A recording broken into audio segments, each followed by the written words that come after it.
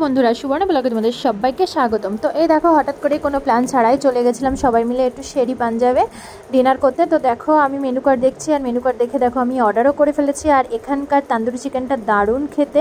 তো প্রথমে এসেই আমরা একটা তান্দুরি চিকেন অর্ডার করলাম, আর এখানকার তান্দুরি চিকেনটা ভীষণই ভালো খেতে। দেখো আমি কি সুন্দর মন দিয়ে চিকেনটা খাচ্ছি, কারণ ভীষণই খেতে এখানকার তান্দুরিটা, তুমি যেটাই খাবে সেটাই ভীষণ সুন্দর। আর দেখো এখানে আমরা অর্ডার করেছিলাম ফ্রায়েড রাইস আর চিকেনের দুটো ডিশ, বাট কি ভুলে গেছি নাম, তার জন্য তোমাদের বলতে পারছি না। আর এখানে বাটার নান অর্ডার করা হয়েছিল, তো আমি আর আমার বোন খাবো হচ্ছে মিক্সড ফ্রায়েড রাইস যেটা অর্ডার করেছিলাম সেটা।